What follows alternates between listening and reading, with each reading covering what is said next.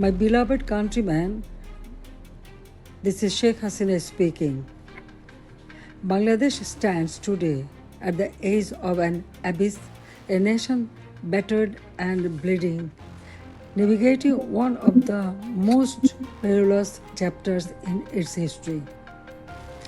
The homeland won through the Supreme Liberation War under the leadership of the father of the nation, Bangabandhu Sheikh Mujibur Rahman, is now ravaged by the monstrous onslaught of extremist communal forces and foreign perpetrators. Our once serene and fertile land has been reduced to a wounded, blood-soaked landscape. In truth, the entire country has become a vast prison, an execution ground, a valley of death. Everywhere, one hears only the cries of the people struggling to survive amid destruction. A desperate plea for life, heartrending screams for relief.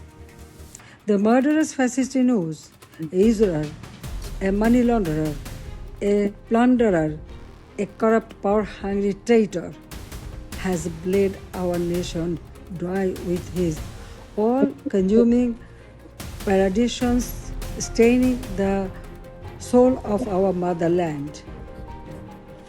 On August 5th, 2024, in a meticulously engineered conspiracy, the national enemy, the murderous fascist Inus, and his anti-state militant accomplices forcibly ousted me, though I am the people's representative, directly elected. From that day forward, the nation has been plunged into an age of terror, merciless, relentless, and suffocating. Democracy is now in exile. Human rights have been trampled into the dust. Freedom of the press has been extinguished. Violence, torture, and sexual assault against women and girls raised unchecked. Life and property have no security.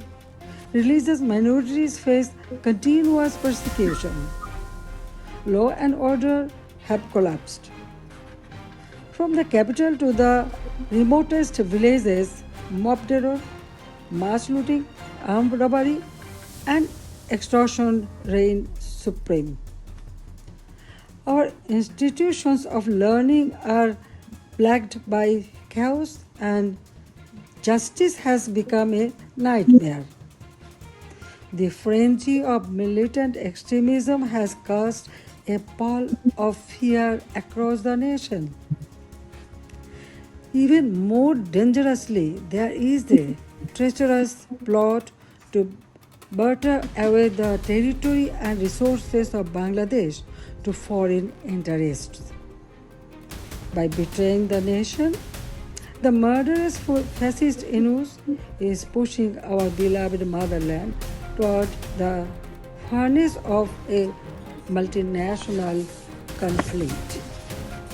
In this grave hour, the entire nation must rise, united and galvanized by the spirit of our great liberation war, to overthrow the foreign serving puppet regime of this national enemy. At any cost, the brave sons and daughters of Bangladesh must defend and restore the constitution written in the blood of martyrs, reclaim our independence, safeguard our sovereignty, and revive our democracy.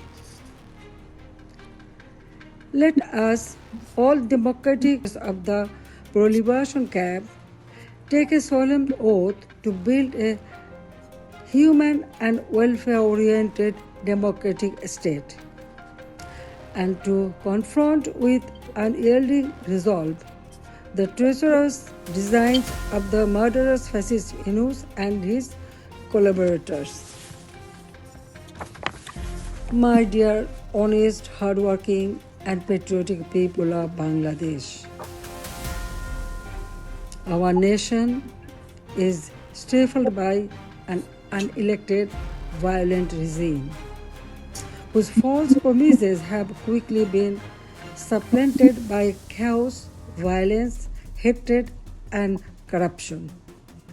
Faced with lawlessness and erosion of your democratic rights, your courage and strength is tested on a daily basis. Please do not give up now. The Awamileague is independent Bangladesh's oldest and important political party, inextricably interwoven with our country's culture and democracy, defender of Bangladesh's proud traditions of political and religious pluralism, and the committed upholder of our laws and constitution. At this darkest time for our countrymen and women, we reaffirm our determination to help you restore the thriving homeland that was snatched away from you.